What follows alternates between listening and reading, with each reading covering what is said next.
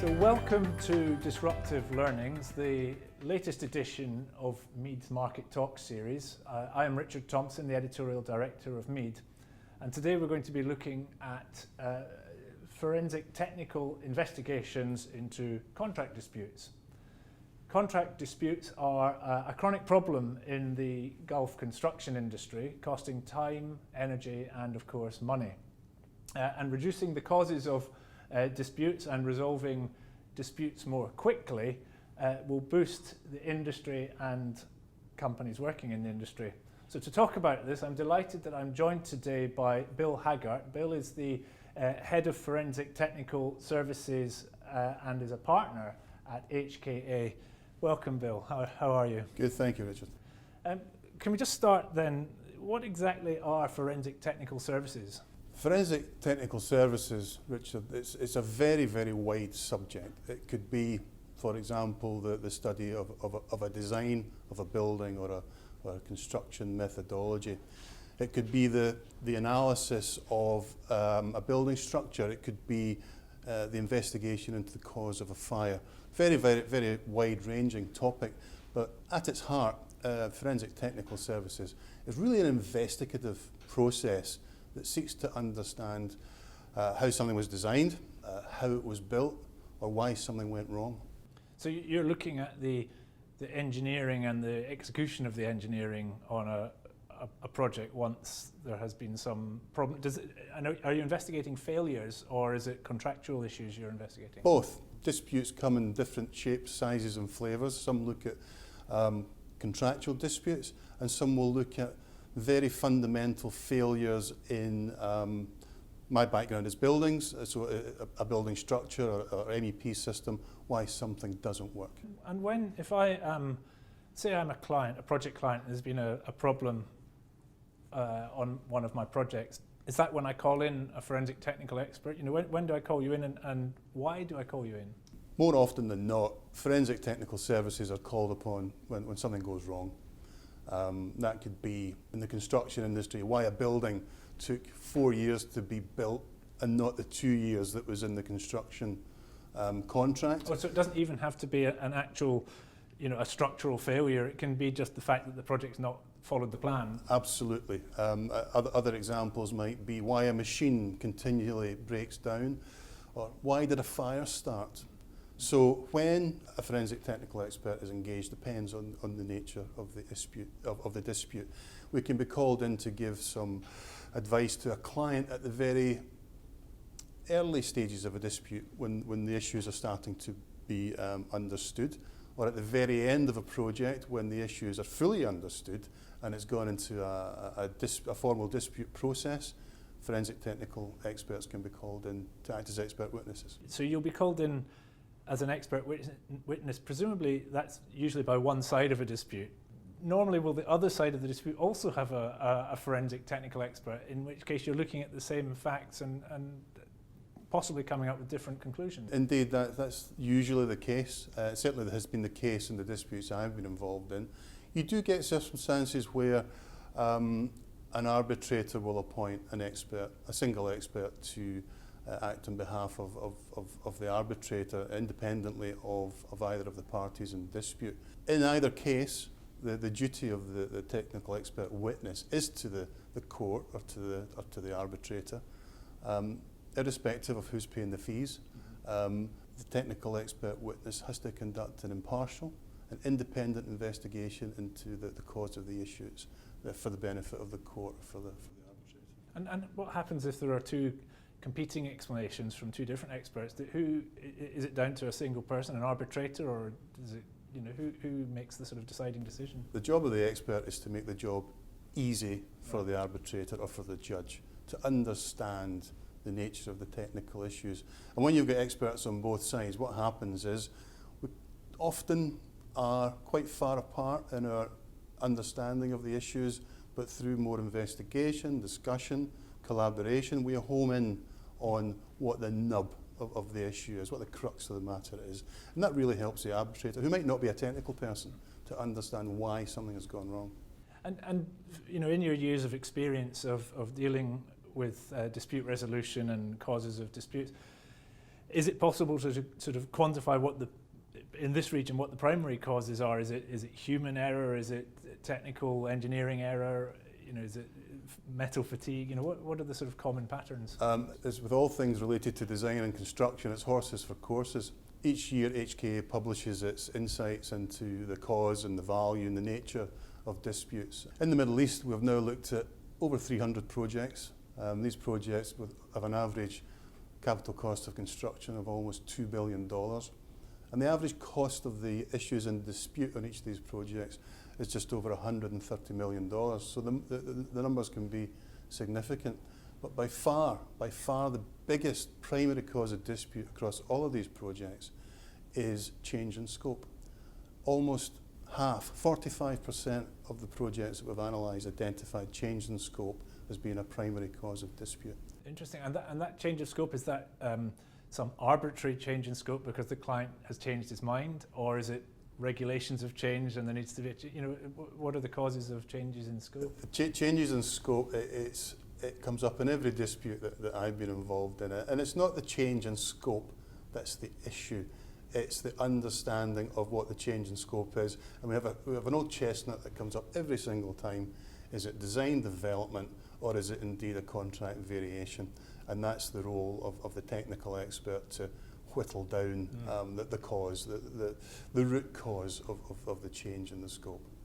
And I guess, as you said, it's horses for courses. Every project is different, every dispute is different. But is there a general sense that rushing to site too quickly is the problem? Getting projects under construction before the designs are completed, is that a significant factor?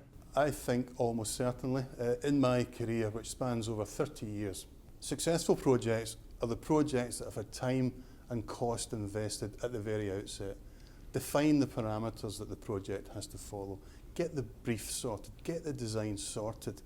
I think what we're seeing in this, not just in this region, but globally, there's a haste to start construction before the design is completed and the true requirements of the project are understood. And that only leads to problems further down the line. And it seems to me, one of the characteristics of construction anywhere, but particularly in this region, is that you have a huge diversity of clients and project sponsors.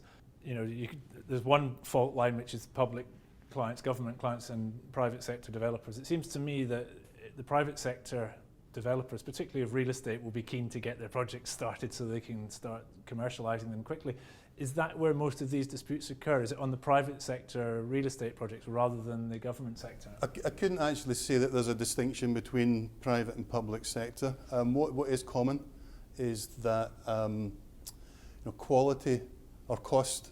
Quality seldom triumphs over cost, really, in these projects at the early stages when assessing tenders. Money always talks, and that has been the case for such a long time. And I think if the industry in general started to change that equation a little bit, we'll see the disputes at the end become less. So change the procurement processes?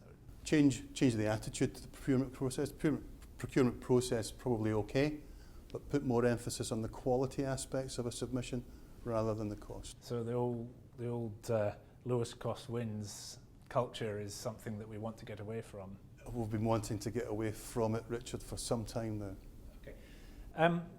One of the other issues, I guess, about a dispute is that there are ambiguities, grey areas. So a dispute can't occur if it's clear what's happened. So how important is paperwork and cataloguing changes and variation requests and that sort of thing? In the world of claims, the first thing a claims consultant will say to its client is keep records of everything you do, because should a dispute develop further down the line, that's the first thing that the lawyers and the technical experts will go and look at. We as technical experts will start at the very beginning of the process. We'll look at the scope of works, we'll look at the design brief, we'll look at the design, and we'll follow that trail all the way through to the as-built situation, and we'll find those anomalies where the design and construction don't align with each other, where the problems and the faults are. Okay, so let's sort of step back from the detail of the conversation and look at if you look at your career in the construction and engineering and in dispute resolution, what are the sort of golden rules that you can draw out? If I'm setting up a project, what are the golden rules for setting it up correctly? As I said earlier, I think investing the right amount of time and cost into the development of the brief, the contract, the design scope is a bedrock. But the construction industry itself, from a more holistic point of view, needs to invest in its people. And we want to attract the best engineers and architects and scientists from our colleges and universities and bring them into the industry. We need to make the industry attractive, so clients and developers need to make sure that designers get adequate fees and contractors have adequate margins to work with and keep the cycle going. If we don't do that, then we're in it's ever decreasing spiral. The industry's got to look after itself from that aspect. And in terms of resolving disputes, there's been talk of reforming dispute resolution process in this region and indeed around the world. How is that changing? How is dispute resolution changing in the Middle East, and how do you see it changing going forward? I think arbitration is still the primary method of dispute resolution, or the favoured method of dispute resolution in the construction industry in the Middle East and globally. I don't really see that changing a great deal. The reason why it's preferred, it's anonymous, and it's deemed to be quicker than a formal litigation process. For larger projects on complex disputes, it still can take a long time, even through arbitration. On bigger projects, we are now seeing the rise of dispute review boards and dispute adjudication boards. So these are boards that are set up by the project team itself? Set up by the project team. They run concurrently with the project. The aim of these boards is to try and resolve the disputes as they arise through the lifespan of the project, so that when you get to the end of the project, the disputes are resolved, the project can be wrapped up in ribbons and handed over. And have you seen those working? Well, we have seen those working. We're involved in a few DABs at the moment. In this region? Not in this region primarily, overseas, but I think it's only a matter of time before they become more prominent here. Bill, do you think that the tightening up of regulations around decarbonisation and climate change, could that have an effect on projects that are currently under construction in the region? Introducing new rules, clients might want to then, vary their designs, and that could lead to claims and disputes. Absolutely, and I've had first-hand experience of that very situation. I was involved in a project where the requirements changed halfway through the construction process. And the client called a hiatus in the process to allow the engineering or the design team to re-engineer elements of the building to help achieve a higher level of sustainability rating. So it does happen, it will happen. And in that scenario, was the contractor given an opportunity to rebid or something? Or No, that was a very good contractor and a very good client, and we had a very amicable situation. It didn't actually result in a dispute. It was managed properly. Very good. Okay, I'd like to just finally move on to digitalisation and the introduction of data. Now, increasingly over the past few years, we've seen the introduction of building information modelling, BIM, on projects, certainly with leading clients in this region. Is this going to remove disputes? If we've got data and digital twins, there's nothing to disagree on. It's all done virtually. Is data the way forward? I don't think it will remove disputes, Richard. It will certainly change the aspect of disputes that may arise. The introduction of BIM has been by far the biggest step change in the construction industry over the last 10, 15 years, in my opinion. The collaborative aspect of BIM brings all the parties in a construction project much closer together. And from a design perspective, using a 3D model prior to construction, in theory, eliminates clashes that might occur with MEP architecture, structure, avoiding costly disputes then on site. So that's all great and good, but I think the contract side of BIM has a bit of catching up to do. There are other issues in relation to BIM. Who owns the model, for example? This is a collaborative piece of software usually that multiple parties feed into. So who owns that? And where does it sit in the contract? Is it a contract deliverable? And does it replace traditional specs and drawings, for example? And then when we get into construction, big main contractors, they're all fully versed and well skilled in the use of BIM, but when you get further down the supply chain to niche subcontractors, they may not have the skills or indeed the hardware to adopt the BIM process. So I can see these are the kind of the situations that might cause disputes in the future. We may eliminate the costly on-site clashes, the physical things, but there may be other contractual elements that will cause disputes. And have you seen any of that yet? Is it still too early in the sort of evolution of BIM to see disputes around data? No, we were seeing it. We're seeing it. We were involved in a dispute recently in one of the Middle East countries of a big infrastructure project. And the nature of the dispute actually, it turned on the amount of time one of the parties was expected to spend in updating the BIM model. There was a program put in place, and the expectation was that this BIM model was to be updated continuously through the program. Now, one of the parties said, no, we don't have to do that. We'll look at updates at different positions along the program. So there was a disconnect, and that caused a dispute to crystallise. And I guess one other aspect of the digitalisation of projects must be from a forensic technical services point of view. It's not straight engineering anymore. There's software programming and data. So do you need different types of people to support your forensic investigations? We absolutely do. The skills needed to interrogate a BIM model are unique. You know, I'm an engineer who grew up with paper drawings, even plastic drawings before that. So while I understand BIM, I wouldn't know how to get into the heart of a BIM model and interrogate it. We have a team in HKA who do that, who then tell me what the issue is. Fortunately, in building and construction projects, the physics never changes.